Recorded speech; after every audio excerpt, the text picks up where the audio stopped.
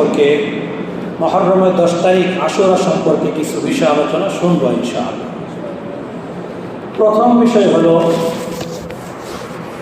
আশুরা শব্দটি মূলত আশারুন থেকে বের হয়েছে। আশারুন মানে হলো 10, 1 থেকে 10 মানে গণনায় 10, আর আশের মানে হলো দশম, 10তম। সেই হিসেবে আশুরা অর্থ হলো 10টা, 10তম দিন। আশুরা মানে কি? 10ম দিন।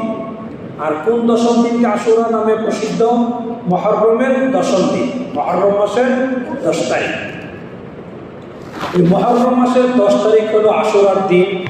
এটা আমরা অনেক আগ থেকে শুনে আসতেছি, জানি, এবং এই দিনটা ফজিলত। কিন্তু বর্তমান সমাজে, বিশেষ করে আমাদের বাংলাদেশ, ভারত, পাকিস্তান, ইরান, ইরাক, এই সমস্ত এলাকাগুলোর মধ্যে, আরও আশেপাশে এলাকাগুলোতে মুহররমের 10 তারিখ মানেই কারবালা। মানে মুহররমের 10 তারিখকে শুধু কারবালার সাথে সম্পৃক্ত করে দেওয়া হয়েছে। মুহররম 10 তারিখ আসলেই কি মনে করা হয়? এই যে কারবালার সামনে, মানে কারবালার বিষয়। অথচ এই মুহররমের 10 তারিখের ফজিলত, মুহররমের 10 তারিখের মর্যাদা, মুহররমের 10 তারিখের আমল একটাও কারবালার ঘটনার সাথে সম্পৃক্ত নয়। কেন? যে কোনো বিষয় ফজিলতপূর্ণ হওয়ার জন্য, যে কোনো একটা দিবসের আমলগুলো মর্যাদাপূর্ণ হওয়ার জন্য কি দরকার? শরীয়তের সরাসরি কোনো কি দরকার? অর্ডার দরকার, বর্ণনা দরকার। হয়তো কোরআনে থাকবে, না হয় হাদিসে থাকবে। কিন্তু মুহররমের 10 তারিখে যে কারবালার ঘটনা ঘটেছে, এই কারবালার বিষয়ে কোনো কথা কি কোরআনে খুঁজতে পাওয়া যাবে? হাদিসের মধ্যে খুঁজতে পাওয়া যাবে? কেন? নবীজির ইন্তেকালের প্রায় 50 বছর পরে কারবালার ঘটনা সংঘটিত হয়েছে। তা হাদিস তো সেই নবী কারবালার ঘটনা 50 বছর আগেই শেষ। তা কোনো নবীজির বাণীর মধ্যে কারবালার কারণে মুহররমের ফজিলত যদি কেউ খুঁজে পাওয়া সম্ভব? সম্ভব। এই জন্য এটা মূলত শিয়াদের একটা প্রচারণা। শিয়াদের প্রভাবেই আমাদের এই সকল অঞ্চলগুলোতে এই 10ই মুহররম মানে কারবালা মনে করা হয়, এবং এটাকে বিশেষ কারবালার কারণে মর্যাদার, এই কারবালার ঘটনাকে মর্যাদার কারণ বলে মনে করা হয়। এটা ভুল ধারণা, পুরোটাই বানোয়াট এবং ভুল ধারণা। আসল কি? সহিহ হাদিসের মধ্যে একদম সনদ মত উভয় দিক থেকে সহিহ বুখারী শরীফের বর্ণনা অনুযায়ী একটা ঘটনা পাওয়া যায়, যেটা হলো এই মুহররমের 10 তারিখে ঘটেছে, যার কারণে এই দিনকে ফজিলতপূর্ণ ঘোষণা করা হয়েছে। সেটা কি? নবী করিম সাল্লাল্লাহু আলাইহি ওয়াসাল্লাম যখন হিজরত করে মক্কা থেকে মদিনায় আসলেন, মদিনায় আসার পরে দেখলেন এই মুহররমের 10 তারিখে মদিনার ইহুদিরা রোজা রাখে, সবাই এই দিনে রোজা রাখে। তখন নবীজি তাদেরকে জিজ্ঞাসা করলেন, কি ব্যাপার, তোমরা এই মুহররমের 10 তারিখে রোজা থাকো কেন, রোজা রাখো কেন? তখন তারা বলল যে শুকরান লিল্লাহি তাআলা, আল্লাহ তাআলার শুকরিয়া আদায়ের জন্য আমরা এদিনে রোজা রাখি। তো কিসের শুকরিয়া? যে নাজ্জাল্লাহু মূসা মিন ফিরআউন ওয়া আগরাকা ফিরআউন ওয়া আসহাবাহু, যে আল্লাহ তাআলা এই দিনে মূসা এবং তার সম্প্রদায়কে জালেম শাসক ফেরাউনের কবল থেকে চিরতরে মুক্তি দিয়েছেন, এবং ফেরাউন এবং তার সাঙ্গপাঙ্গকে সাগরে ডুবিয়ে ধ্বংস করে দিয়েছেন। এই মূসার যে একটা বিজয় হয়েছে, আমরা তো মূসা নবীর অনুসারী, এই বিজয়ের জন্য আমরা শুকরিয়া স্বরূপ এই দিনে রোজা রাখি। এটা হলো বুখারীর বর্ণনা, সহিহ হাদিস, সহিহ ঘটনা হলো এটা। তখন নবী করিম সাল্লাল্লাহু আলাইহি ওয়াসাল্লাম বলেছেন, নাহনু আহাক্কু মূসা বিমিনকুম, আরে তোমরা মূসা নবীর অনুসরণের তুলনায় আমরা তো মূসা নবীর অনুসরণ করার বেশি উপযুক্ত, অধিকার আমাদের। কেন? তোমরা তো মূসা নবীকে যিনি নবী বানিয়েছেন, কে? আল্লাহ। এক আল্লাহকে বিশ্বাস করো না, যে আল্লাহর সঙ্গে শরীক করা নিষেধ। তোমরা সে আল্লাহর সঙ্গে আগুনকে শরীক করো, সে আল্লাহর সঙ্গে সূর্যকে শরীক করো, সে আল্লাহর সঙ্গে বিভিন্ন মূর্তিকে শরীক করে সেগুলো উপাসনা করো। কাজে তোমরা কোন মুখে মূসা মহব্বতের দাবিদার বা তার অনুসরণের দাবি করতে পারো? আমরা যারা এক আল্লাহকে বিশ্বাস করি, আল্লাহর সঙ্গে কাউকে শরীক করি না, আমরা হলাম মুসা নবীর অনুসরণ করার সবচেয়ে বেশি অধিকার রাখি। কাজে তোমরা যদি মুসা নবীর অনুসরণে এই দিনে রোজা রাখো, আমরাও মুসা নবীর অনুসরণে এই দিনে অবশ্যই রোজা রাখবো। নিজেও রোজা রেখেছেন, সাহাবায়ে কেরামকে রোজা রাখতে আদেশ করছেন। বুঝাচ্ছে কথা? এখানে যে বিষয়টা, এখানে সংক্ষিপ্ত করে কথাটা বলে রাখি যে আল্লাহ তাআলা এই দিন তথা মুহররমের 10 তারিখে মুসা নবী এবং তার অনুসারী বনী ইসরাইলকে ফেরাউনের কবল থেকে মুক্তি দিয়েছেন। এটার ঘটনাটা কি? একদম সংক্ষিপ্ত আকারে 2-4 কথায়। যে মিশরের বাদশাহ যেই হতো ওই সময় তার নাম হতো কি? ফেরাউন। যেই বাদশাহ হতো তার উপাধি কি ছিল? ফেরাউন। ওই ব্যক্তি, একজন ব্যক্তির নাম ফেরাউন তা না, বরং ওই জায়গার বাদশাহ যে হবে তার উপাধি ছিল ফেরাউন। আর মুসা নবী আল্লাহর প্রেরিত নবী, ওনার কিচ্ছা কাহিনী অনেক লম্বা, জীবনে বহুবার শুনেছেন, কোরআনে বর্ণিত হয়েছে, সেটা আমার আজকে বলা উদ্দেশ্য। শুধু এতটুকু বলতে চাই যে মুসা আলাইহিস সালাতু ওয়াস সালাম উলুল আযম, বড় বড় নবী রাসূলদের অন্যতম একজন নবী রাসূল। উনি আল্লাহর পক্ষ থেকে মনোনীত নবী হওয়ার পরে দাওয়াতের মাধ্যমে, একত্ববাদের দাওয়াতের মাধ্যমে বনী ইসরাইল তার উপর ঈমান আনয়ন করেছে, এক আল্লাহর প্রতি বিশ্বাস করেছে।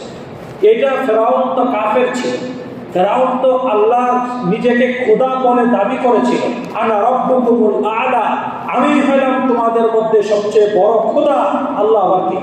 এই হলো ফেরাউন, তাই না? তো সে যখন দেখলো মুসা নবীর ক্ষমতা বা মুসা নবীর মতাদর্শ আস্তে আস্তে বিস্তার লাভ করতেছে, তখন সে মুসা নবী এবং তার যে অনুসারী বনী ইসরাইলকে নানানভাবে জুলুম, অত্যাচার, কষ্ট, নির্যাতন সে দিত। সর্বোচ্চ পর্যায়ের কষ্ট ফেরাউন এই বনী ইসরাইলকে দিত, অনেকভাবে কষ্ট দিয়েছে। এক পর্যায়ে আল্লাহর ওয়ার্ডার আসলো যে আপনি নবীর প্রতি, মুসা নবীর প্রতি আল্লাহর ওয়ার্ডার আসলো, আপনি আপনার উম্মত বনী ইসরাইলকে সাথে নিয়ে ফেরাউনের দেশ থেকে আপনি অন্য এলাকায় হিজরত করেন। আল্লাহর পক্ষ থেকে ওয়ার্ডার পাওয়ার পরে মুসা আলাইহিস সালাতু ওয়াস সালাম তার যে উম্মত বনী ইসরাইল তাদেরকে সাথে নিয়ে রাত্রিবেলা, আল্লাহই বলেছেন রাত্রিবেলা, কোরআন শরীফের মধ্যে আছে, রাত্রিবেলা তাদেরকে নিয়ে রওনা হয়েছে। যখন রওনা হয়েছে কিছু দূর যাওয়ার পরে সামনে নদী দেখা দিয়েছে। কোন নদী? এটি জানতে চাইছে। এটা আমাদের একটা ভুল প্রচারণ। মূলত এটা কি নদী ছিল না? নীল নদ ছিল না। সমস্ত তাফসীরের কিতাবে লেখা আছে ওটার নাম ছিল বাহরে কুলসুম। বাহরে কুলসুম, বাংলাদেশে সেটাকে বলা হয় লোহিত সাগর। বুঝাচ্ছেন কথা? নীল নদ না, বাহরে। ওই সাগর সামনে আসে। যখন এই সাগর দেখলো বনী ইসরাইলের বাহিনী, তখন মুসা নবীকে বলল, সর্বনাশ, ইন্না লামুদরাকুন, আরে আমরা তো ধরাই পড়ে গেলাম, আমরা তো বনী ইসরাইল ফেরাউনের বাহিনীর হাতে ধরাই পড়ে গেলাম। সামনে তো যাওয়ার মতো আর কোনো ব্যবস্থা নাই, ওরকম নৌকা, ট্রলার, জাহাজ কিছুই তো নাই, কিভাবে পার হলো? এখন বনী ইসরাইল, ফেরাউন তো আমাদের পিছনে দাওয়া করে করে আসতেছে, কাছাকাছি চলে আসছে, এখন আমাদেরকে ধরেই ফেলবে। ইন্না লামুদরাকুন, কোরআনের আয়াত, যে আমরা তো ধরাই পড়ে গেলাম। কিন্তু মুসা নবী তো আল্লাহর পক্ষ থেকে প্রেরিত নবী নাকি? তিনি বললেন, কাল্লা, কখনো নয়, যে আল্লাহর ওয়ার্ডারে আমি হিজরতের নিয়তে ফেরাউনের দেশ থেকে রওনা হয়েছি, এই বিপদের মুহূর্তে ওই আল্লাহ অবশ্যই আমাকে সাহায্য করবেন। ইন্না মাইয়া রাব্বি সায়াহদিন, কোরআনের আয়াত। নিশ্চয় আমার রব এই কঠিন বিপদের মুহূর্তে পিছনে যাওয়ার মতো কোনো ব্যবস্থা নাই। ফেরাউনের বিশাল বাহিনী অস্ত্র নিয়ে প্রস্তুত, আমাদেরকে ধাওয়া করতেছে, সামনে বিশাল সাগর, সাঁতরিয়ে পাড়ি দেওয়ার কোনো ব্যবস্থা নাই। এই কঠিন মুহূর্তে ইন্না মাইয়া রাব্বি, নিশ্চয় আমার রব আমার সাথেই আছেন। সায়াহদিন, তিনি আমাকে রাস্তা দেখাবেন। কোরআনের আয়াত। এইভাবে মুসা আলাইহিস সালাতু ওয়াস সালাম তার উম্মতকে সান্ত্বনা দিলেন। একটু পরেই আল্লাহ তাআলা হযরত মুসা আলাইহিস সালাতু ওয়াস সালামের উপর জিবরিল আমিনের মাধ্যমে ওহী প্রেরণ করলেন। মুসার হাতে অস্ত্র ছিল কি? বন্দুক ছিল নি? কোনো একটা সাধারণ লাঠি। এই জন্যই কেউ কেউ বলেছেন লাঠি ব্যবহার করার সুন্নত, নবীদের সুন্নত এটা দিয়ে সাপ, রাস্তাঘাটে বিভিন্ন কুকুর থাকে, তারপরে বিভিন্ন সাপটা বেরোতে পারে, নানান অসুবিধাগুলোকে দূর করা যায়, হাতে থাকলে ভালো, জরুরি না, এটা করতেই হবে, জরুরি না। আল্লাহু আকবার। বারহাল তখন আল্লাহ তাআলা মুসা নবীর কাছে বললেন, ফাদরিব বিআসাকাল হাজার, ফাদরিব বিআসাক, আপনি আপনার এই লাঠি দ্বারা পানিতে আঘাত করেন। তখন ওনার এই লাঠি, যে লাঠি দ্বারা পাথরে আঘাত করার কারণে পাথর থেকে পানি বের হয়েছিল, ওই লাঠি দিয়েই যখন তিনি সাগরের মধ্যে আঘাত করলেন, সাথে সাথে বিশাল সাগরের মধ্যে 12টি গোত্রের জন্য শুকনা 12টি রাস্তা হয়ে গেল। এবার তো বনী ইসরাইল খুশি। তো মুসা নবী বনী ইসরাইলকে সাথে নিয়ে এই সাগর পাড়ি দিলেন। এদিকে ফেরাউনের বাহিনী নদীর পার কিনারা পর্যন্ত চলে আসছে। তারা আসলে দেখি এত সুন্দর রাস্তা হয়ে গেছে, এখানে এতদিন তো দেখিনি এই রাস্তাটা, তো ভালোই হলো, রাস্তাকে তারা যেহেতু পার হয়েছে, আমরাও গিয়ে তাদেরকে ধরি, তাদেরকে কি করি, পাকড়াও করি, শাস্তি দেই। এখন ফেরাউনের বাহিনী তার দলবল নিয়ে ওই সাগরের রাস্তা দিয়ে নেমেছে, রওনা হয়েছে। কত ভালোভাবে রওনা হয়েছে, ও তোর জানে না যে কি ঘটবে। রওনা হওয়ার পরে যখন রাস্তার কিছু দূর গেছে, পানি তো দুই পাশে দেওয়ালের মতো দাঁড়িয়েছে, একবার আল্লাহর ওয়ার্ডারে দুই পাশের পানিগুলো একসাথে এসে মিশে গেছে। পুরা বাহিনী ওয়াগরাকা ফেরাউন, আল্লাহ যেভাবে পুরা ফেরাউন এবং তার বাহিনীকে ওই বাহরে কুলসুমের মধ্যে একদম তলিয়ে দিয়েছেন, ধ্বংস করে দিয়েছেন। লম্বা কাহিনী। সে ওখানে কালিমা পড়তে চেয়েছিল, তো জিবরাইল আলাইহিস সালাম তার মুখের মধ্যে কাদা ঢুকিয়ে দিয়েছিলেন, কারণ সে যদি কালিমা পড়তে থাকে আল্লাহর দয়া এসে যেতে পারে, যেন কালিমাই পড়তে না পারে, যে তার মুখে কি ঢুকিয়ে দেওয়া হয়েছিল, কাদা। এতদিন পরিষ্কার নিজেকে আল্লাহ বলে, খোদা বলে দাবি করছিস, এই জায়গায় আল্লাহরে ডাকিস, এই জন্য তার মুখে কি ঢুকিয়ে দেওয়া হয়েছিল, কাদা ঢুকিয়ে দেওয়া হয়েছিল। এই জন্য সারা জীবন যারা আল্লাহকে মানে না, আর মনে মনে স্বপ্ন দেখে মরার সময় আল্লাহরে ডাকলেই তো হইল, এত সহজ না, মুখ দিয়ে কালিমা বের হবে না। সারা জীবন যেভাবে চলবেন মৃত্যুটা ঠিক ওইভাবেই হবে। সারা জীবন যদি নাফরমানিতে চলেন, মৃত্যুর সময় নাফরমানি হালতেই হবে। মনে চাইলে ওই সময় আল্লাহ আল্লাহ বলে মৃত্যু আসবে না, সম্ভব না। মানুষ, বাচ্চারা খেলাধুলা করে, যে বাচ্চারা সারাদিন খেলাধুলা করে, ওই যখন ঘুমায় তাদের স্বপ্নের মধ্যে নানান খেলোয়াড়ের নাম বলতে থাকে, নানান মানে বিভিন্ন খেলার শব্দগুলো আসে ঘুমের মধ্যেও মুখ দিয়ে বের হয়ে যায়। কেন? সারাদিন তার কল্পনা এটাই ছিল। ঠিক তদরূপ মানুষ সারা জিন্দেগিতে যেটা নিয়ে চলবে, যেটার পিছনে দৌড়াবে, যেভাবে চলবে, মৃত্যুর সময় তার মুখ দিয়ে ওগুলোই বের হতে থাকবে, তার মুখ দিয়ে আল্লাহ আল্লাহ নাম বের হবে না। কঠিন জায়গা, খুব পরিতাপের বিষয়। আমরা মৃত্যুর সময় আল্লাহ আল্লাহ ডাকতে পারবো কিনা, আমাদের জীবন কি সেই পথে চালাচ্ছি, এটা বুঝতে হবে। আল্লাহ আমাদের সহি বুঝ দান করেন, আমাদের সকলকে ঈমানে মৃত্যু নসিব করেন। এইভাবে ফিরআউনের বাহিনী ধ্বংস হয়ে গেল, মুসা নবী মুক্তি পেল। তখন থেকে মুসা নবী এবং তার উম্মত বনী ইসরাইল এই আশুরার 10 তারিখে আল্লাহর শুকরিয়া স্বরূপ কি করতেন? রোজা রাখতেন। কেন? আল্লাহ বিজয় দান করেছেন, এই বিজয়ের জন্য তারা কি করতেন? রোজা রাখতেন। এদিকে এটা হলো একদম সহি সনদ, সহি মতন বুখারীর বর্ণনা। আরেকটা ঘটনা আছে, সেটা ঘটনাটা সহি, কিন্তু সনদের মধ্যে কিছুটা দুর্বলতা আছে। সেটা হলো ঠিক এই দিনে আশুরার 10 মুহররমের 10 তারিখ আশুরার দিনে হযরতে নূহ নবীর যে সময় মহাপ্লাবন হয়েছিল, সারা পৃথিবী পানির তলে ছিল, শুধু ওনার নৌকার মধ্যে যারা উঠেছিল তারাই নাজাত প্রাপ্ত ছিল। তার এই নৌকাটা দীর্ঘ 6 মাস পানির উপরে ভাসার পরে জুদি পাহাড়ে যখন এটা অবতরণ করেছে, ঠিক আশুরার দিনে মুহররমের 10 তারিখ অবতরণ করেছিল। এই জন্য নূহ নবী আল্লাহ তাআলা শুকরিয়া স্বরূপ এই দিনে রোজা রাখতেন, যে আল্লাহ তাআলা এই দিনে তাকে এই পানির উপর থেকে মাটিতে আসার মতো ব্যবস্থা সুযোগ করে দিয়েছেন এবং তার সমস্ত শত্রুদেরকে দুনিয়া থেকে মেরে ধুয়ে মুছে পবিত্র করে দিয়েছেন। এটি ওনার জন্য বিজয় না? এই জন্য আল্লাহ শুকরিয়া স্বরূপ রোজা রেখেছেন। এই দুইটা ঘটনার বাইরে মুহররমের আশুরা কেন্দ্রিক যত ঘটনা বর্ণনা হবে, মোবাইলে শোনেন আর যেখানে শোনেন, সবগুলা মিথ্যা, বানোয়াট, জাল, এগুলার কোনো ভিত্তি কোথাও নাই। এটা ভালো করে মনে রাখেন। 1 নম্বর হলো বুখারীর বর্ণনা, যেটা মুসা নবীর ঘটনা। আরটা হলো ঘটনা সঠিক, কিন্তু সনদের মধ্যে কিছুটা দুর্বলতা আছে। এই দুইটা ঘটনার বাইরে যা শুনবেন সব মিথ্যা কথা, এগুলো বানোয়াটি ইচ্ছা গায়ে। এই দিনে এই যে ইব্রাহিম আলাইহিস সালাম আগুনে নিক্ষেপ হয়েছে, এই দিনে নূর ইব্রাহিম কি জানি আদম আলাইহিস সালাম তওবা কবুল হয়েছে, এই দিন ইউসুফ নবী মাছের পেট থেকে বের হয়েছে, এই দিন আইয়ুব নবী সুস্থ হয়েছে। মানে যা ঘটছে সব এই দিনের সাথে লাগায় দেয় মুখস্থ। মানে অতীতে যা ঘটছে যে কটা মনে আছে সব লাগায় কোন দিনের সাথে? এই 10 মাস। এটা কোনো কথা? কোনো কোরআন হাদিসে কিছু নাই বর্ণনা যে মনে চাইলে সব লাগায় দেন এই দিনের সাথে। এটা পাগলামি। এই জন্য এটা আমরা খেয়াল রাখি। বারবার আমি যেটা বলছিলাম যে এই দিনে যে রোজার বিষয়টা হলে যেভাবে আসছে নাজাত পাওয়ার জন্য বিজয় দান করেছেন আল্লাহ। আল্লাহ যেহেতু বিজয় দান করেছেন, ওই আল্লাহ তাআলার শুকরিয়া স্বরূপ এই দিনে রোজা রাখার কথা হাদিস দ্বারা প্রমাণিত।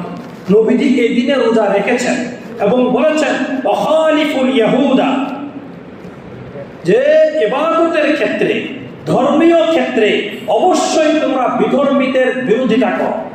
বিধর্মীরা, ইহুদিরা যেহেতু মুহররমের 10 তারিখে একটা রোজা রাখে, কাজেই নবীজি বলেছেন তোমরা একটা না 10 তারিখের আগে পরে মিলিয়ে 2টা রোজা রাখো। এবং বলছেন আমি যদি আগামী বছরে জীবিত থাকি তাহলে আমিও 10 তারিখের সাথে আরেকটা রোজা মিলিয়ে রাখবো। 9 তারিখ 10 তারিখ 2টা রাখবো, অথবা 10, 11 এই 2টা। তো সেই হিসাবে এই বছর কোন কোন দিন পরে? বুধবারের দিন হলো মুহররমের 10 তারিখ, রোজা রাখার দিন। বুঝা আসছে কথা? সেই হিসাবে যদি নবীজির কথা অনুযায়ী ইহুদিদের সঙ্গে বিরোধিতা করি, তাহলে মুহররমের 10 তারিখের যে আগের দিন মঙ্গলবার এবং বুধবার 2 দিনে 2টা রোজা রাখতে পারি, অথবা বুধবার এবং বৃহস্পতিবার এই 2 দিনে 2টা রোজা রাখতে পারি। আমরা তারিখটা খেয়াল রাখবো ও রোজা রাখার জন্য চেষ্টা করব। এবং এই রোজার জন্য অনেক ফজিলতের কথাও আছে। নবীজি বলেছেন সিয়ামু ইয়াউমি আশুরা আহতাসিবু আলাল্লাহ আন ইউকাফিরা সানাতাল্লাতী ক্বাবলা। আমি আল্লাহর কাছে অনেক আশাবাদী, যদি কোনো উম্মত এই মুহররমের 10 তারিখে রোজা রাখে, আল্লাহ তাআলা তার পিছনের জিন্দেগির 1 বছরের সকল গুনাহ মাফ করে দিবেন। সুবহানাল্লাহ। এটা অনেক বড় ফজিলতের কথা, সহিহ হাদিসের বর্ণনা এটা। এই জন্য ফজিলত হাসিলের নিয়ত হলেও আমরা এই মুহররমের 10 তারিখে রোজা রাখা, একান্ত যদি 2টা রাখতে নাও পারি, কমপক্ষে একটা হলেও রাখার চেষ্টা করা। আল্লাহ আমাদের তৌফিক দান করেন। এই হলো মুহররমের 10 তারিখ ফজিলতপূর্ণ হওয়ার পিছনের প্রেক্ষাপট। বুঝাচ্ছে কথা? কিন্তু আমরা ফজিলতের মাধ্যম ধরে নিয়েছি মুহররম ফজিলতপূর্ণ আলোচিত কেন? কারবালা। কিসের কারণে? কারবালা। এই জন্য আমরা এখন কারবালা সম্পর্কে কিছু বিষয় শুনবো সংক্ষিপ্ত সময়ে। কারবালার বিষয়টা হলো যে নবীজি ইন্তেকালের প্রায় 50 বছর পরে 61 হিজরিতে, নবীজি তো 10 হিজরি 10-11 মাধ্যমে ইন্তেকাল করেছেন, আর কারবালার ঘটনা সংঘটিত হয়েছে কত হিজরিতে? 61 হিজরিতে। তাহলে 50 বছর পরে হলো কিনা? তো নবীজির ইন্তেকালের 50 বছর পরে এই কারবালার ময়দানে নবীজির দৌহিত্র নাতি, কলিজার টুকরা নাতি হুসাইন রাদিয়াল্লাহু তাআলা আনহুকে মর্মান্তিকভাবে শহীদ করা হয়েছে সপরিবারে। এই ঘটনা সংঘটিত হয়েছে। এটা অবশ্যই হৃদয় বিদারক ঘটনা, মুসলমানদের মনের মধ্যে খুব কষ্ট সঞ্চার করে এরকম একটা ঘটনা। এটা নবীজির প্রতি যদি কারো ভালোবাসা থাকে, অবশ্যই ঘটনার কারণে তার অন্তরে নবীজির নাতির প্রতি মহব্বত, ভালোবাসা, আবেগ আসতে হবে। এটা তো আমরা স্বীকার করি, অসুবিধা নেই। তাই বলে এটাকে কেন্দ্র করে অনিসলামিক কার্যকলাপ তো করা যাবে না। একে তো হলো মুহররমের 10 তারিখ হলো কিসের দিন? বিজয়ের দিন। বিজয়ের দিন হলে শুকরিয়া আদায় স্বরূপ রোজা রাখতে হবে। নবীজির আদর্শ, সাহাবায়ে কেরামের আদর্শ। ওনারা কি করেছেন? এই দিনে রোজা রেখেছেন, শরবত খাইছেন, রাস্তায় রাস্তায় শরবত বিতরণ করেছেন। ইসলাম বহির্ভূত কাজে। তো কারবালার ঘটনা ঘটলো কিভাবে? নবী করিম সাল্লাল্লাহু আলাইহি ওয়াসাল্লাম হিজরত করে যখন মক্কা থেকে মদিনায় আসলেন, মদিনায় আসার পরে উনি ইসলামী রাষ্ট্র কায়েম করেছেন। 10 বছর প্রায় সেখানে রাষ্ট্র পরিচালনা করেছেন। নবীজির ইন্তেকালের পরে হযরত আবু বকর সিদ্দিক রাদিয়াল্লাহু তাআলা আনহু নবীজির খলিফা, ইসলামের সর্বপ্রথম খলিফা নিযুক্ত হয়েছেন। ওনার পরবর্তীতে হযরত উমর ইবনুল খাত্তাব খলিফা নিযুক্ত হয়েছেন। ওনার পরবর্তীতে হযরত উসমান গনি রাদিয়াল্লাহু তাআলা খলিফা নিযুক্ত হয়েছেন। ওনার পর হযরত আলী কাররামাল্লাহু ওয়াজহা খলিফা নিযুক্ত হয়েছেন। এই 4 জন বিশিষ্ট সাহাবী নবীজির পরে দীর্ঘ 30 বছর খেলাফতের কার্যক্রম পরিচালনা করেছেন। এটাকে বলা হয় খোলাফায়ে রাশিদিনের যুগ। এই বিষয়ে আমরা 2 বছর আগে বিস্তারিত আলোচনা শুনেছি। 4 সাহাবী নিয়ে প্রায় 10 জুমা আমি বয়ান করেছি, শুনেছেন আপনি? এটা আমার বলার উদ্দেশ্য। এই যে দীর্ঘ 30 বছর খোলাফায়ে রাশিদিন সুন্দরভাবে ইসলামী রাষ্ট্র পরিচালনা হয়েছে, এর পরবর্তীতে আলী রাদিয়াল্লাহু তাআলা ইন্তেকালের পরে 5ম খলিফা নিযুক্ত হয়েছেন ওনার ছেলে হযরতে হাসান রাদিয়াল্লাহু তাআলা আনহু। কার ছেলে? ছেলে ওনার হাসান রাদিয়াল্লাহু তাআলা। উনি মাত্র 6 মাস রাষ্ট্র পরিচালনা করেছেন। এরপরে তিনি দেখলেন মুসলমানদের মাঝে নানান বিশৃঙ্খলা তৈরি হয়েছে, নানান ধরনের একটা সারা দেশে পরস্পরে নানান কাদা ছড়াছড়ি চলতেছে। উসমান রাদিয়াল্লাহু আনহুর শাহাদাতের বদলা নিয়ে আলী এবং মুআবিয়া রাদিয়াল্লাহু আনহুর মধ্যে যে যুদ্ধ সংঘটিত হয়েছিল, জঙ্গে জামাল, এরপরে জঙ্গে সিফফিন, 2টা যুদ্ধ হয়েছিল বড় বড়, ওগুলা ইতিহাস লম্বা। এরপরে হুসাইন হাসান রাদিয়াল্লাহু তাআলা আনহু 6 মাস রাষ্ট্র পরিচালনা করার পর তিনি চিন্তা করলেন এই দ্বন্দ্ব দূর হওয়া দরকার, এক আমিরের আন্ডারে মুসলমানদের ঐক্যবদ্ধ হওয়া দরকার। তখন তিনি নিজের ক্ষমতা ছেড়ে দিয়ে আগে গিয়ে হযরতে আমিরে মুআবিয়া রাদিয়াল্লাহু তাআলা আনহুর হাতে বায়াত গ্রহণ করে রাষ্ট্র ক্ষমতার পরিচালনা ওনার হাতে ন্যস্ত করেছে। কার হাতে? মুআবিয়া রাদিয়াল্লাহু হাতে ন্যস্ত করেছে। ভালো করে বুঝবেন কথাগুলো, বেশ লাগাবেন। আমিরে মুআবিয়া রাদিয়াল্লাহু তাআলা কে ছিলেন? উনি ছিলেন কাতেবে ওহী। নবীর উপরে আল্লাহ তাআলা যে ওহী পাঠাতেন জিবরিলের মাধ্যমে, ওহী লেখার জন্য কিছু সাহাবীকে দায়িত্ব দিয়েছিলেন। এই দায়িত্বপ্রাপ্ত ওহী লেখক যারা, তাদের মধ্যে বিশিষ্ট একজন হলো হযরতে মুআবিয়া রাদিয়াল্লাহু আনহু। উনি যদি বিশ্বস্ত আমানতদার ব্যক্তি না হতেন, এত বড় কাজের দায়িত্ব যে নবীজি তাকে দিতেন? বোঝা গেল নবীজির কাছে উনি অনেক বিশ্বস্ত এবং সম্মানের পাত্র সাহাবী। ওনার ব্যাপারে নবীজি দোয়া করেছেন, আল্লাহুম্মা জাআলহু হাদিয়াম মাহদিয়া, আল্লাহুম্মা জাআলহু হাদিয়াম মাহদিয়া ওয়া ফাক্কিহুল কিতাব ওয়া কিহিন নার। সহিহ হাদিসের দোয়া। নবীজি মুআবিয়া রাদিয়াল্লাহু ব্যাপারে দোয়া করেছেন, হে আল্লাহ, আপনি আমার এই প্রিয় সাহাবী মুআবিয়াকে হাদি বানান, মানে অন্য মানুষের জন্য পথ প্রদর্শক হিসাবে কবুল করেন এবং তাকেও হেদায়েতের উপরে কায়েম রাখেন, তাকে কোরআন হাদিসের অগাধ জ্ঞান দান করেন এবং আপনি তাকে জাহান্নাম থেকে চির মুক্তি দান করেন। এই 4টে দোয়া করেছেন কে? নবীজি দোয়া করেছেন কার জন্য? মুআবিয়া রাদিয়াল্লাহু তাআলা আনহুর জন্য। কাজে ওনার যদি কেউ সমালোচনা করে, ওনার যদি কেউ বিরোধিতা করে, তাহলে কেমন যেন নামান্তরে নবীজির কথার বিরুদ্ধাচরণ করা হবে। এক প্রকার এক শ্রেণীর মানুষ, এক দলের লোক সাহাবায়ে কেরামের নামে মুআবিয়া রাদিয়াল্লাহু আনহুকে দোষারোপ করে যে উনি কেন তার এরকম দুষ্ট ছেলে ইয়াজিদকে তার পরবর্তী খলিফা নিযুক্ত করলেন। যাই হোক, আমিরে মুআবিয়া রাদিয়াল্লাহু তাআলা আনহু দীর্ঘ 19 বছর 5 মাস, প্রায় 20 বছর সর্বোচ্চ সুন্দরভাবে সারা বিশ্বে ইসলামী রাষ্ট্রগুলোতে একেবারে শাসন ক্ষমতা বাস্তবায়ন করেছেন, পরিচালনা করেছেন। কোথাও কোনো বিশৃঙ্খলা ছিল না। সমস্ত মতানৈক্য, সমস্ত ইখতিলাফ, সব কিছুকে তিনি দীর্ঘ 20 বছরে প্রায় শেষ করে দিয়েছিলেন। মূল উৎপাদনের পর্যায়ে চলে গিয়েছিলেন। যত বিশৃঙ্খলা হয়েছিল সব কিছু শেষ করার শেষ পর্যায়ে এসেছিলেন আমিরে মুআবিয়া। এত সুন্দরভাবে তিনি রাষ্ট্র পরিচালনা করেছেন। তিনি যখন জীবনের একেবারে শেষ পর্যায়ে চলে এসেছেন, একেবারে মৃত্যুর সময় ঘনায় আসছে, তখন তিনি চিন্তা করলেন, আমি চাই না এখন যেভাবে দেশ চলতেছে আমার পরে আবারও এই রাষ্ট্র ক্ষমতা নিয়ে বিশৃঙ্খলা তৈরি হোক, আবারও রক্তক্ষয়ী লড়াই হোক, আবার মুসলমানদের মধ্যে দলাদলি হোক, আমি চাই না। কাজে আমি চাই আমার মৃত্যুর আগে আমি নিজ হাতে খলিফা নিযুক্ত করে যাব। অনেক সাহাবায়ে কেরামের সঙ্গে পরামর্শ করেছেন, অনেকেই বলেছেন যে আপনি এই খলিফা নিযুক্ত নিজ হাতে করে যেতে পারেন, অসুবিধা নেই। তখন তিনি তার যে ছেলে ইয়াজিদকে তার পরবর্তী খলিফা নিযুক্ত করলেন, ঘোষণা করলেন। ওই সময় পর্যন্ত ইয়াজিদ কোনো দুষ্ট কারবার তার থেকে প্রকাশ পায় নাই, কোনো ধরনের খারাপ আচরণ, খারাপ কারবার, খারাপ চরিত্র তার থেকে প্রকাশ পায় নাই। বুঝাচ্ছে কথা? এবং অন্যান্য সাহাবায়ে কেরামের আমল যেমন ছিল, ইয়াজিদ কিন্তু সাহাবী না, বুঝলেন? ইয়াজিদ কিনা সাহাবী? কে? মুআবিয়া। ইয়াজিদের আব্বা মুআবিয়া, উনি হলো কি? সাহাবী। ইয়াজিদ কিনা? আবার বুঝেন, ইয়াজিদ কিনা? সাহাবী কে? তার আব্বা মুআবিয়া। আমাদের কথা হলো মুআবিয়ার সমালোচনা করা যাবে না, ইয়াজিদেরটা করে সেটা ভিন্ন কথা, কিন্তু মুআবিয়ার সমালোচনা করা চলবে না। কেন? উনি যখন ইয়াজিদকে খলিফা বানিয়েছেন তখন তার আমল ভালো ছিল, তার মতো আমলওয়ালা অনেক বিশিষ্ট সাহাবায়ে কেরাম ওই সময় জীবিত ছিল। হযরত আব্দুল্লাহ ইবনে জুবায়ের, আব্দুল্লাহ ইবনে আব্বাস, আবু বকর ইবনে আব্দুর রহমান, আব্দুল্লাহ ইবনে ওমর, এরকম বিশিষ্ট সাহাবায়ে কেরাম মক্কা মদিনায় জীবিত ছিলেন। কিন্তু তাদের আমল যে পর্যায়ে, অবশ্যই সাহাবায়ে কেরাম আমল তো সর্বোচ্চ, এটা তো ঠিক আছে, বাকি অনেক ইয়াজিদের আমল যে খারাপ তা না, ইয়াজিদের আমল কোনো অংশেই খারাপ না।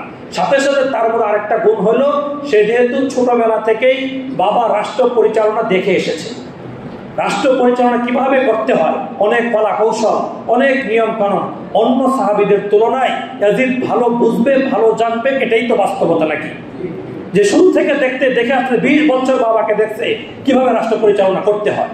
আরেকজন তার থেকে অনেক ভালো আমলওয়ালা সাহাবী আছে, কিন্তু উনি তার রাষ্ট্র সরাসরি দেখে নাই। এই দিক থেকে অভিজ্ঞতা কার বেশি? ইয়াজিদের বেশি। আমলও ভালো কার? ইয়াজিদের। এই সব বিবেচনায় মুআবিয়া রাদিয়াল্লাহু তাআলা আনহু তার মৃত্যুর সময় ইয়াজিদকে তার স্থলাভিষিক্ত, তার পরবর্তী খলিফা ঘোষণা করে তিনি ইন্তেকাল করেছেন। বুঝাচ্ছে কথা? তো এই যে ঘোষণা যখন করলেন তখন তো তার আমল ভালো, সাথে সাথে প্লাস পয়েন্ট হলো রাষ্ট্র পরিচালনার অভিজ্ঞতা তার আছে। এই দৃষ্টিকোণ থেকে মুআবিয়ার কোনো অপরাধ আছে? ওনার কোনো দোষ আছে? এর পরবর্তী দীর্ঘদিন পরে যদি সন্তান উল্টাপাল্টা করে, সন্তান যদি নাফরমানি করে, সন্তান যদি আল্লাহর বিরুদ্ধে চলে যায়, এই জন্য কি বাবাকে দায়ী করা ঠিক হবে? আপনারা বলেন ঠিক হবে? তাহলে কেন বাবাকে দোষী করা হয়? একটা জানোয়ার আছে, নাম হলো মীর মুজাফফর, একটা বই লিখছে বিষাদ সিন্ধু, বাংলা সাহিত্যের একটা বই, নাম কি? বিষাদ সিন্ধু। এই বইয়ের মধ্যে আমিরে মুআবিয়া রাদিয়াল্লাহু আনহুকে নানান কটু শব্দ দিয়ে গালিগালাজ করা হয়েছে, ওনাকে নানানভাবে দোষী সাব্যস্ত করা হয়েছে। কেন তিনি তার ছেলেকে খলিফা বানাইলো, এই জন্য তাকে অপরাধী প্রমাণ করার চেষ্টা করা হয়েছে। এই বই পড়ে যারা শিক্ষিত লোকেরা সাহাবায়ে কেরামের প্রতি বিদ্বেষ রাখে, মুআবিয়ার প্রতি বিদ্বেষ রাখে, ওনার প্রতি আন্তরিকতা ভালোবাসা রাখে না। এটা ধ্বংসের একটা রাস্তা, এটা রাস্তা। এই জন্য এরকম বাজে লেখকদের বই পুস্তক পড়া যাবে না। কোন লেখকের বই পড়বেন সেটা হক্কানি উলামা কেরামকে জিজ্ঞাসা করে নির্ধারণ করে নিতে হবে। অমুকের লেখকের বইটা পড়তে চাই, পারবো কিনা। আপনি মন মতো ভালো সুন্দর ভাষা দেখলে পড়া শুরু করে দেবেন, অটোমেটিক আপনার ইমানটাও চলে যাবে, বুঝতেও পারবেন। এগুলো পড়া যাবে কারা? এদিকে মদিনার কেউ যে বড় বড় সাহাবায়ে কেরাম যাদের নাম বললাম, ওনারা ইয়াজিদের খেলাফত মেনে নিতে রাজি ছিলেন। সাথে হুসাইন ইবনে আলী রাদিয়াল্লাহু আনহু ছিলেন মদিনায়, উনিও মানলেন। উনি বললেন যে বাবা নিজের সন্তানকে খলিফা বানাবে কেন? ওনাদের মতানৈক্য এটা না, ইয়াজিদ অযোগ্য এটা না। ওনাদের মতানৈক্যের কারণ হলো যে বাবা নিজের সন্তানকে কেন বানাবে? বাবা অন্য তৃতীয় পক্ষে কাউকে বানাবে, রক্তের কাউকে না বানায় অন্য কাউকে বানাইলে ভালো। এটা নিয়ে মূলত হুসাইন রাদিয়াল্লাহু আনহু এবং অন্যান্য সাহাবায়ে কেরামের ইখতিলাফ, মতানৈক্য। এই জন্য তারা ইয়াজিদের হাতে বায়াত গ্রহণ করলেন না। এক পর্যায়ে তাও বড়দের মধ্যে কোনো কোনো সাহাবায়ে কেরাম বায়াত গ্রহণ করেছেন। হুসাইন রাদিয়াল্লাহু তাআলা আনহু ইয়াজিদের হাতে কোনোভাবে বায়াত গ্রহণ করেন নাই। তিনি মদিনা থেকে হিজরত করে আবার মক্কায় চলে গেছেন। মদিনায় যেহেতু ইয়াজিদের গভর্নর আছে, ইয়াজিদের হাতে বায়াত নেওয়ার জন্য তাকে বাধ্য করতে পারে, এই জন্য তিনি মদিনা ছেড়ে কোথায় চলে গেলেন? মক্কায় চলে গেলেন। এদিকে মক্কা মদিনায় থাকা অবস্থায় এবং মক্কায় যাওয়ার পরে কুফা থেকে, ওই যে ইরাকের যে কুফা, সেখান থেকে অনবরত চিঠি আসতে লাগলো যে আমরা খলিফা শূন্য আছি, আমাদের মাথার উপরে কোনো খলিফা নাই, আমরা কারো হাতে বায়াত না, আমরা এভাবে থাকতে চাই না, আমরা ইয়াজিদের হাতে বায়াত নিব না, আপনি আমাদের এলাকায় আসেন, আমরা আপনার হাতে বায়াত গ্রহণ করব। একে একে প্রায় 500 চিঠি কুফা থেকে হুসাইনের হাতে আসে পৌঁছাইছে। কয়টা চিঠি? 500 চিঠি। সবগুলো চিঠির মধ্যে আমন্ত্রণ জানানো হয়েছে, আমরা আপনার অপেক্ষায় আছি, আপনি আমাদের দেশে আসেন, আমরা আপনার হাতে বায়াত করব, আপনাকে আমাদের খলিফা নিযুক্ত করব। এই সকল চিঠিগুলো যখন তিনি পাইলেন একে একে, তিনি মনে মনে পরিকল্পনা করলেন আমাদের তাহলে কুফায় যাওয়া দরকার। কিন্তু ওই বিশিষ্ট সাহাবায়ে কেরাম তারা হুসাইন রাদিয়াল্লাহু আনহুকে বারবার বলছে, আপনি অন্য কোথাও চলে যান, তবু কুফায় যাবেন না। কেন? কুফার মানুষ আপনার বাবার সঙ্গে বিশ্বাসঘাতকতা করেছে, আলী রাদিয়াল্লাহু আনহুর সঙ্গে বিশ্বাসঘাতকতা করেছে, আপনার বাবাকে আদর করে নিয়ে আপনার বাবাকে তারা শহীদ করে দিয়েছে, এবং কুফার মানুষ তারা পল্টি দিতে সময় লাগবে না, তাই আপনি কুফায় যাবেন না। তারা যদিও চিঠি আসতে, আপনি কুফায় যাবেন না। অনেক বড় বড় সাহাবায়ে কেরাম হোসেন রাদিয়াল্লাহু কুফায় যেতে নিষেধ করেছেন। আরবিতে প্রবাদ আছে, আল কুফি লা ইউফি, কুফিরা কখনোই ওয়াদা রক্ষা করতে পারে না। এই হলো শিয়ার দল। কোন জায়গার দল এগুলা? এই কুফা থেকে আসছে। নিজেদেরকে কি হুসাইনের ভক্ত প্রমাণ করতে চায়। সামনে আসতেছে, শুনেন। এভাবে হুসাইন রাদিয়াল্লাহু মদিনা থেকে মক্কায় চলে গেলেন। সেখানে যাওয়ার পরও যখন অনবরত চিঠি আসতে লাগলো, তখন তিনি কুফার অবস্থা ভালোভাবে পর্যবেক্ষণ করার জন্য তার আপন চাচাতো ভাই মুসলিম ইবনে আকিলকে কুফায় প্রেরণ করলেন। তিনি কুফায় যাওয়ার পরে সেখানের অবস্থা খুব ভালো দেখলেন। অনেক মানুষ তার হাতে বায়াত গ্রহণ করলো। প্রায় 18,000 কুফাবাসী মুসলিম ইবনে আকিল, কে উনি? হুসাইন রাদিয়াল্লাহু আপন চাচাতো ভাই, তার হাতে বায়াত গ্রহণ করছে। ওই সময় তিনি একটা চিঠি লিখে হুসাইনের কাছে পাঠিয়ে দিয়েছেন যে অবস্থা ভালো, আপনি আসতে পারেন। এবার তো আরো কি হয়ে গেছে, আগ্রহী হয়ে গেছে। এদিকে আল্লাহু আকবার, ইয়াজিদ যে খলিফা হয়েছে, সে তার কাছে খবরটা গেছে যে কুফাবাসীরা আপনার খেলাফত মানতে রাজি না। তারা আলী রাদিয়াল্লাহু আনহুর ছেলে হুসাইনকে খলিফা দেখতে চায়, আপনার হাতে তারা বায়াত নিতে রাজি না। ওই সময় কুফার গভর্নর ছিল নুমান ইবনে বাশির। উনি একটু নরম মেজাজের ছিল। উনি মুসলিম ইবনে আকিলের বিরোধিতা ভালোভাবে করতে পারলো না। এই জন্য ওনাকে পাল্টাই খবর গেছে ইয়াজিদের কাছে। সে পাল্টায় বসরার গভর্নর ছিল তখন, যে বদমাইশের গোড়া, যার মাধ্যমেই হুসাইন শহীদ হয়েছে, তার নাম কি? সীমান্তর পরবর্তী উনি তো গভর্নর হইল উবাইদুল্লাহ ইবনে জিয়াদ। কি না? উবাইদুল্লাহ ইবনে জিয়াদ, সংক্ষেপে বিন জিয়াদ বলা হয়। কি বলা হয়? বিন জিয়াদ। বিন জিয়াদ ছিল বসরার গভর্নর। এটা হলো কঠোর মেজাজের, বদ মেজাজের একজন গভর্নর। তাকে কুফার গভর্নর যে ছিল নরম মেজাজের নুমান ইবনে বাশির, তাকে বাদ দিয়ে এটাকে বিন জিয়াদকে কুফার গভর্নর নিযুক্ত করা হয়। নিযুক্ত করার পরে সে ঘোষণা দিয়ে দিল যে বহিরাগত যারা আমাদের দেশে এসে বিশৃঙ্খলা তৈরি করতেছে, তাদেরকে গ্রেফতার করে আমার সামনে আনা হোক। এই ঘোষণা দেওয়ার পরে কুফাবাসী, ওই যে তার হুসাইনের চাচাতো ভাই মুসলিম ইবনে আকিল, তার সঙ্গে কতজন ছিল? 18,000। একে একে সরতে শেষে আছে 18 জন। এই দিকটা বলছিনি কুফাবাসীতে গাদ্দার কতজন আছে? 18 জন। রাত্রেবেলার কেউ নেই, একাও নেই। রাত্রি কোনো জায়গায় রাত্রি যাপন করার মতো ব্যবস্থা নেই। কোনো এক ঘরে আশ্রয় হয়েছে, কোনো এক মহিলার ঘরে। তোমার ছেলে এসে খবর পৌঁছায় দিচ্ছে, সেখান থেকে গ্রেফতার করে নেওয়া হয়েছে। এক পর্যায়ে ওই জিদের সঙ্গে তার মোকাবেলা হয়েছে। এক পর্যায়ে জিদটাকে হত্যা করে দিয়েছে। হত্যা করার আগে ওই মুসলিম ইবনে আকিল আরেকটা চিঠি লিখেছেন আরেক বিশ্বস্ত ব্যক্তির কাছে যে আমি তো আমার ভাইয়ের কাছে চিঠি পাঠিয়ে দিয়েছি যে কুফার অবস্থা কি, ভালো, আপনি আসেন। কিন্তু এখন কিছুদিনের মাথায় যে এত পরিবর্তন হয়েছে, এদের খবর আমার ভাইকে জানাতে হবে, না হয় আমার ভাই এখানে এসে বিপদে পড়ে যাবে। আরেকটা চিঠি লেখার সুযোগ পায় নাই। বলেছে এই চিঠিটা লেখে এখন বর্তমান কুফার কি অবস্থা এবং আমার কি পরিণত হয়েছে, অবস্থা তুমি চিঠিতে লেখে আমার ভাইয়ের কাছে প্রেরণ করো। এই কথা বলার পরে তাকে মেরে ফেলা হয়েছে, শহীদ করে দেওয়া হয়েছে। কাকে? ওই দুধকে, মুসলিম ইবনে আকিলকে। বাহার এদিকে হুসাইন রাদিয়াল্লাহু তাআলা আনহু, তার পরিবারের সদস্য, 72 জন পরিবারের সদস্য এবং কিছু বন্ধু বান্ধব সবাইকে সাথে নিয়ে রওনা হয়েছে। কত সাহাবায়ে কেরাম প্রতিমধ্যে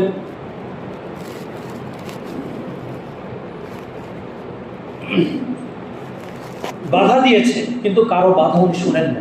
এক পর্যায়ে তিনি বলেছেন যে আমি স্বপ্ন দেখেছি আমার নানা কে রাসূল সাল্লাল্লাহু আলাইহি ওয়াসাল্লাম ইফতার সামনে নিয়ে বসে আছেন, আমার অপেক্ষা করতেছে।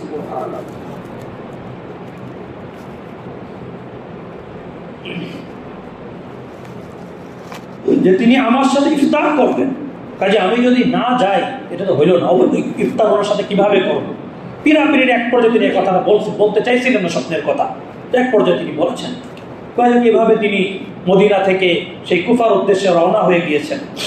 কুফার কাছাকাছিতে যাওয়ার পরে ওই পরবর্তী দূত যে পাঠিয়েছিল তার সঙ্গে দেখা, তিনি বলে এখন অবস্থা তো এরকম, একদম কুফার কাছাকাছি চলে গেছে। তখন তিনি বললেন ঠিক আছে, তারপর একটু যে খোঁজখবর নেওয়া দরকার, দেখে আসা দরকার কি পরিস্থিতি। তখন তিনি বলছেন অবস্থা এমন, অনেক বন্ধু বান্ধবকে বলছে তোমরা চাইলে চলে যেতে পারো, কারণ আমি তোমাদের কপালে এরকম নিজ হাতে বিপদ ডেকে আনতে পারি না, তোমরা চলে যাও। কেউ কেউ চলে গিয়েছেন, কেউ বলছেন আপনারা যা হবে আমাদেরও তাই হবে, আমরা ফেরত যাব না। এভাবে তিনি কুফার কাছে গিয়েছেন। এদিকে ওই যে কুফার গভর্নর বর্তমানে কে আছে? বিন জিয়াদ। কে আছে? বিন জিয়াদ। কার পক্ষ থেকে? এজিদের পক্ষ থেকে। এই বিন জিয়াদ এখানে অতিরিক্ত করতেছে। সে কিছু বিশাল 4000 একটা বাহিনী দিয়ে ঘোষণা দিয়েছেন যে তাকে আটকানো হোক, সে যেন কুফায় ঢুকতে না পারে, মুসলমানরা যেন কুফায় ঢুকতে না পারে। আবার এদিকে ইয়াজিদের পক্ষ থেকে ঘোষণা ছিল যে হুসাইন রাদিয়াল্লাহুকে কোনোভাবেই কুফায় ঢুকতে দিবেন না, পথ আটকায় দেবেন যে কুফায় যেন ঢুকতে না পারে, এবং আপনার তরবারি ততক্ষণ পর্যন্ত কারো বিরুদ্ধে উঠবে না যতক্ষণ পর্যন্ত আপনার শত্রুর তরবারে আগে না উঠবে। এই ঘোষণা ছিল কার? এজিদ। এজিদ মারতে গেছে, এজিদ হুসাইনকে হত্যা করতে বললো, কি বলছে? রাস্তা আটকাইতে বলছে যে ফেরত যাক, তোর কুফায় ঢুকতে না পারে, একটা কথা। আরেকটা বলছে যে আপনার যে বিন জিয়াদকে বলছে তোমার তরবারি যেন অন্যের বিরুদ্ধে না উঠে অন্যটা ওঠার আগে, মানে তুমি আগের থেকে যুদ্ধ করতে পারবা না। হ্যাঁ, যদি যুদ্ধ করতে তারা আসে তুমি মোকাবেলা করতে পারো। এটা হলো কার ঘোষণা? এজিদের ঘোষণা। বা এরপরে তারপরও অনেক মানে অতি উৎসাহী কিছু কর্মী থাকে না নেতাদের, অতি উৎসাহী কর্মী। নেতা বলছে এই যে এতটুকু করবা, কিন্তু 3 হাত বাড়ায় করে। কেন? বসের সামনে নিজেকে ভালো বানানোর জন্য, বসের সামনে নিজেকে আরো বেশি অ্যাক্টিভ প্রমাণ করার জন্য, যেন পদোন্নতি হয়, যেন টাকা পয়সা বেশি পায়, এই জন্য কি করে? সে একটু বাড়ায় করে। ওইরকম ওই বিন জিয়াদ এজিদের কাছে আরো ভালো সাজার জন্য অতিরিক্ত করছে, বাড়ায় করছে। বারহাল এক পর্যায়ে তিনি কুফায় ঢুকেছেন।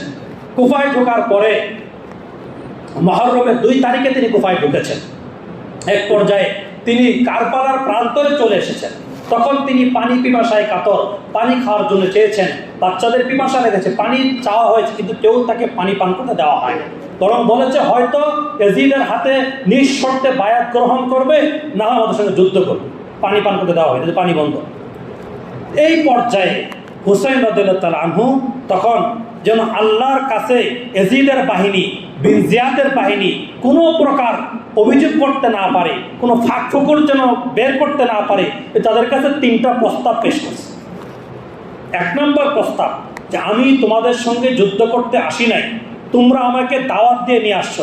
2 কাটতি চিঠির বস্তা খুলে দেখাতে, দেখো তোমাদের লেখা চিঠি, 500-র মতো চিঠি এই কুফা থেকে মদিনা মক্কা আমার কাছে পাঠানো হয়েছে, তোমরা দাওয়াত করে আমাকে এনেছো, আমি যুদ্ধ করতে আসি নাই, কাজেই আমাকে আবার মক্কায় মদিনায় ফেরত যাওয়ার সুযোগ দেওয়া হোক, আমি ফেরত চলে যাব, তোমার সঙ্গে যুদ্ধ করবো না। 1 নাম্বার।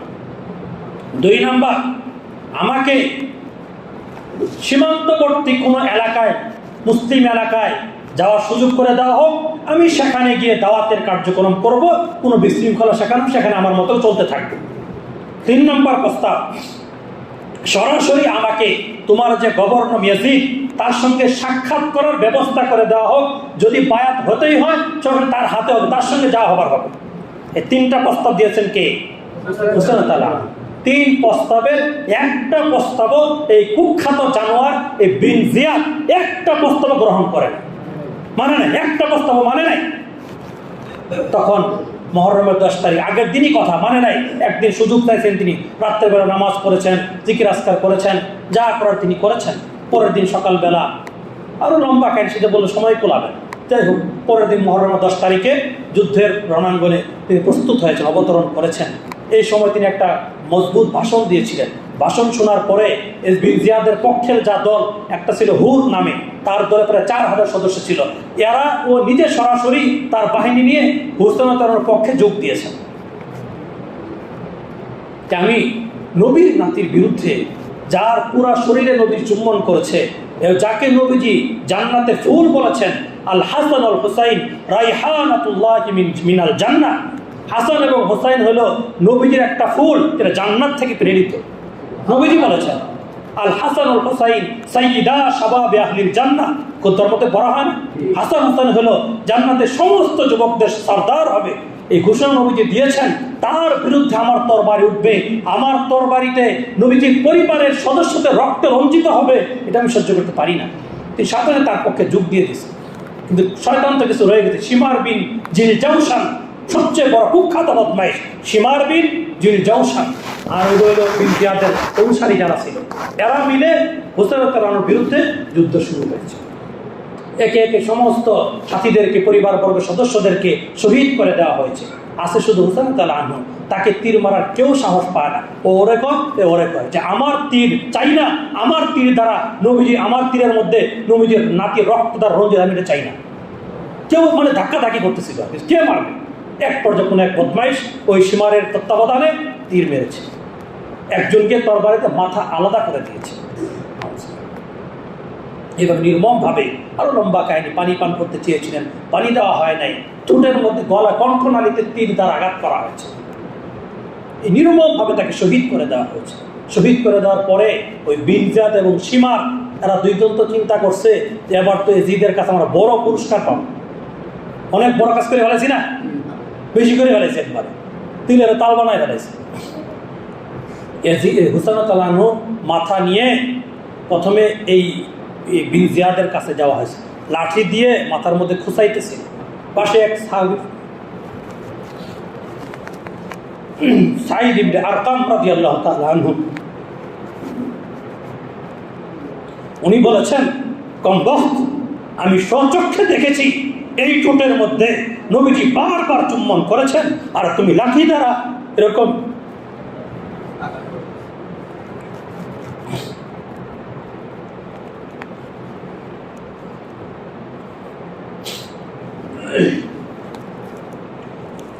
আল্লাহ, পরবর্তী তার খুব করুণভাবে মৃত্যু হয়েছে, মারাত্মক কষ্টে ওই জানোয়ারের মৃত্যু হয়েছে। এভাবে হুজুরের মাথাকে এজিদের দরবারে নিয়ে যাওয়া হয়েছে। এজিদ মাথা দেখার পর সাথে সাথে বিন জিয়াদ এবং সীমার এদের উপরে লানত করেছে, অভিশাপ করেছে যে আমি কখনোই চাই নাই এত মারাত্মক কাজ তোমরা ঘটাবা, আমি এটা তোমাদের অর্ডার করি নাই, তোমাদেরকে বলি নাই যে তোমরা এত বড় কাজ করো। যদি তোমার জায়গায় আমি থাকতাম আজকে হুসাইনের শাহাদত হইতো না। এই কথা, অনেকগুলা কথা বলছেন, প্রশংসার পরিবর্তে তাদেরকে তিরস্কার করেছে কে? এজিদ। বাকি এজিদের দোষ হলো এই বিন জিয়াদকে তখনও কুফার গভর্নর বহাল রাখছে, পদ থেকে বরখাস্ত করে নাই, নগদ তাদের শাস্তির ব্যবস্থা করে নাই। এই জন্য এটা হলো বিন জিয়াদের অপরাধ, এটা হলো এজিদের অপরাধ। এজিদের অর্ডারে কি মারা হয়েছে হুসাইনকে? কে মারছে? কার অর্ডারে? বিন জিয়াদ এবং সীমা, এই দুইজনের তত্ত্বাবধানে মারা হয়েছে। তাইলে আমির মুয়াবিয়া তারা কত করে, তাহলে এত দূর থেকে ওনাকে কটাক্ষ করা, মুয়াবিয়াকে দোষারোপ করা, যে কি করে যুক্তিসঙ্গত হতে পারে? যাই হোক, তখন ইয়াজিদ হুসাইন তাআলা আনহু সর্বোচ্চ সম্মান প্রদর্শন করেছেন ওনার সাধ্য অনুযায়ী। পরিবহন সদস্য যারা ছিল, ওনার বিবি আর ছোট ছোট বাচ্চারা যারা ছিল, তাদেরকে রাজকীয় দস্তরখানায় বসিয়ে 2-4 দিন মেহমানদারি করাইছেন। এর পর্যায়ে বিশ্বস্ত এবং ভালো চরিত্র এক লোকের মাধ্যমে মদিনায় তাদেরকে পাঠানোর জন্য রাস্তা এবং নিরাপত্তার সাথে পৌঁছানোর ব্যবস্থা করে দিয়েছেন কে? ইয়াজিদ। এবং বলেছেন যে ভবিষ্যতে কখনো আপনার কোনো কিছুর প্রয়োজন হয় আমার কাছে কাগজে লিখে পাঠাবেন, আমি সেটা পূরণ করার চেষ্টা করব। এই পর্যন্ত হলো এজিদের কার্যক্রম। এইটা হলো সত্য ঘটনা, একদম চূড়ান্ত কাহিনী এটা। এর দ্বারা এজিদ অনেক বেশি দোষী। হ্যাঁ, সে দোষী। সে কেন এত জোর দিল, কেন পথ অবরুদ্ধ করতে বললো, কুফার গভর্নর কেন পরিবর্তন করলো, অনেক কিছু তার দোষ আছে, কিন্তু সরাসরি সে হত্যার অর্ডার করে নাই। বুঝাচ্ছে কথা? এই জন্য এজিদের ব্যাপারে নানান কথা বলেছে। রশিদ আহমদ গাঙ্গুহি রাহমাতুল্লাহ, উনি ওনার একটা রিসালাত রশিদের মধ্যে বলেছেন, এজিদের ব্যাপারে ভালোও বলি না, মন্দও বলি না, এর বিচার আল্লাহ করবে। এজিদের ব্যাপারে ভালোও বলি না, মন্দও, এর বিচার কে করবে? আল্লাহ। হ্যাঁ, সে অনেক অন্যায় করেছে, এখানে তার অন্যায় তো আছে, নাই যে তো তার অন্যায় তার নাই, অবশ্যই তার অনেকগুলো অন্যায় এখানে আছে। এছাড়াও সে আরো অন্যায় করছে, মদিনায় একটা যুদ্ধ সংগঠন করছে, হাররা নামক একটা যুদ্ধ তার জামানাতে সংগঠিত হয়েছে, ওইটাও তার বড় অপরাধ। এই কারবালার ঘটনা তো তার বড় অপরাধ। বুঝাচ্ছে কথা? এগুলো হলো এজিদের বড় বড় অপরাধ। বাকি হুসাইন তাআলা আনহুকে শহীদ করার অর্ডার সরাসরি এজিদ দেয় না, এটা হলো বাস্তব কথা। এর অর্ডার না দিলেও আনুষঙ্গিক অনেক অপরাধ এজিদের দ্বারা সংগঠিত হয়েছে। এই জন্য সে অপরাধী, সে দোষী, সে একজন ফাসেক, কাফের না। সে কি? ফাসেক। এজিদ কি? ফাসেক, কাফের না। বাহাল আল্লাহ, এই যে ঘটনা এই পর্যন্ত ঘটার পরে দীর্ঘ 300 বছর পর্যন্ত কুফাবাসীরা কোনো মাতম করে না, কোনো হাই হুসাইন, ভাই আলী এগুলো করে নাই। 300 বছর পরে যায় এক বেটার মাধ্যমে তারা চিন্তা করলো যে সবাই তো আমাদেরকে বিশ্বাসঘাতক বলে, আমাদেরকে গাদ্দার বলে। কাদেরকে? শিয়াদেরকে। আমাদেরকে গাদ্দার বলে, আমাদেরকে বিশ্বাসঘাতক বলে। কাজেই এই দোষের কালিমা তো আমাদের পিঠ থেকে মুছে ফেলা দরকার।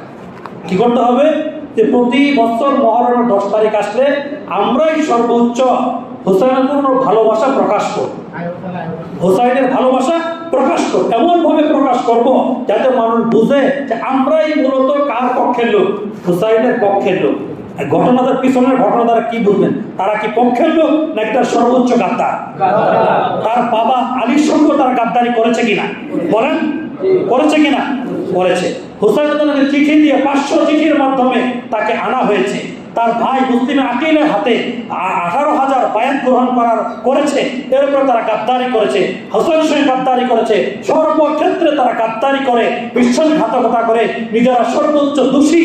এটা দুষ্টাকে বোঝার জন্য এখন তারা চালু করেছে আমরাই সবচেয়ে বেশি ভক্তকার হুসাইন, হাই হাসান হাই হুসাইন, এগুলা করে করে প্রচার করে, শরবত খাওয়ায় এবং মূর্তি বানায়, কি বানায়, এগুলা তাজিয়া মিছিল করে। অথচ এগুলো সম্পূর্ণ নাজায়েজ। সিলকলের মাথার মধ্যে ওই যে বিলেট বাঁধে, প্লেট এগুলো লাগায় পিঠের মধ্যে বাইরে বাইরে আঘাত করে। নিজের শরীর নিজে আঘাত করা জায়েজ আছে। হাদিসের মধ্যে নবীজি বলেছেন, মান জরাবাল খুদুর ওয়া শাক্কাল জুয়ুব ওয়া দাআ বিদাওয়াল জাহিলিয়া ফালাইসা মিন্না। বুখারীর হাদিস।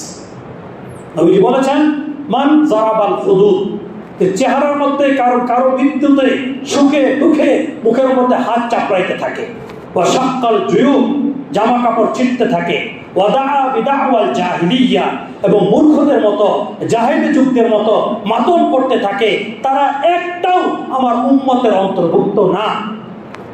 এটা কে বলছে? জামা ছিঁড়তেই নিষেধ করছে, তাহলে পিঠ কাটা কি জায়েজ হবে? মাথার রক্তাক্ত করা জায়েজ হবে? এগুলো সম্পূর্ণ ইসলাম বহির্ভূত কাজ, এগুলো করা যাবে না। এই শিয়াদের প্রভাবেই আমাদের দেশগুলোতে বিভিন্ন জায়গায় ওই যে মৃত্যু বার্ষিকী পালন করে না, এগুলো এটারই একটা প্রভাব, বাকি হালকা প্রভাব, কড়া প্রভাব না।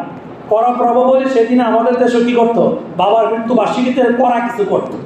কড়া কিছু করে না, দোয়া করে একটু খিচুড়ি খাওয়া বা বিরিয়ানি খাওয়া। মূলত এটি কিসের প্রভাব? শিয়াদের একটা হালকা প্রভাব। এটা ইসলামের কোনো কাজ না। বাবার মৃত্যুবার্ষিকী পালন করা ইসলামের কোনো কাজ না। কোরআন হাদিসে কোথাও লেখা নাই যে বছরে বছরে বাবার মৃত্যুবার্ষিকী, সন্তানের জন্মবার্ষিকী পালন করতে হবে, কোথাও লেখা নাই। এগুলো আমাদের মন গড়া বানানো। আল্লাহ আমাদের হেফাজত করে। বারহাল একেবারেই সংক্ষিপ্ত আকারে কারবালার ইতিহাস শুনলাম। এখান থেকে আমাদের মূল বিষয় যেটা, যে সর্বযুগে এজিদের দূষণ, এজিদের বাহিনী হকের বিরোধিতা করে আসতেছে। শুধু হুসাইনের সঙ্গে করেছে তা না, সর্বযুগে আজ পর্যন্ত এজিদের দূষণেরা, এজিদের বাহিনীরা, বীর জিয়াদের সাঙ্গপাঙ্গরা সর্বক্ষেত্রে, সর্ব জায়গায়, সর্বমহলে হকের বিরোধিতা করে যাচ্ছে। আমরা যদি এজিদের বিরোধিতা করতে যাই তাহলে শুধু হুসাইনের বিরুদ্ধে এজিদ না, বর্তমান যুগেও যারা এজিদের বাহিনী আছে, এজিদের অনুসারী আছে, তাদেরও বিরুদ্ধে আমাদের চলতে হবে। কথা বুঝে আসে নাই? হুসাইন ছিল হকের পথে। হুসাইন ছিল কিসের পথে? আর এজিদের বাহিনী ছিল কিসের পথে? অন্যায়ের পথে, আল্লাহ নাফরমানির পথে, বেয়াদবির পথে। নবীর নাতির সঙ্গে বেয়াদবের কাতারে ছিল কারা? এজিদের বাহিনী। আর হকের পথে ছিল হুসাইন। তারা চেয়েছিল হকের বাতিকে চিরতরে নিভিয়ে দিবে, কিন্তু আল্লাহ তাআলা মিটিয়ে দিয়েছেন। আজও পর্যন্ত হুসাইনের কথা সারা পৃথিবীতে সুনামের সাথে আছে এবং জান্নাতে তিনি সকল যুবকদের সরদার হবেন। আর ওই ইয়াজিদের বাহিনী একেবারে শেষ হয়ে গেছে। কয়জন নাম জানে তার? কয়জন ছিল? এজন্যই আমরা হকের সঙ্গে থাকবো, হকের উপর অটল থাকবো। বাতিলের সঙ্গে আপোষ করা যাবে না, বাতিলের পথে চলা যাবে না।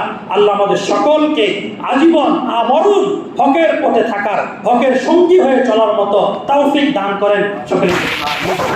এটা হলো আমাদের আজকের গুরুত্বপূর্ণ শিক্ষা। আরেকটা আমল যেটা বলবো, আমরা রোজা রাখবো। আল্লাহ আমাদের তৌফিক দান করেন। সুন্নত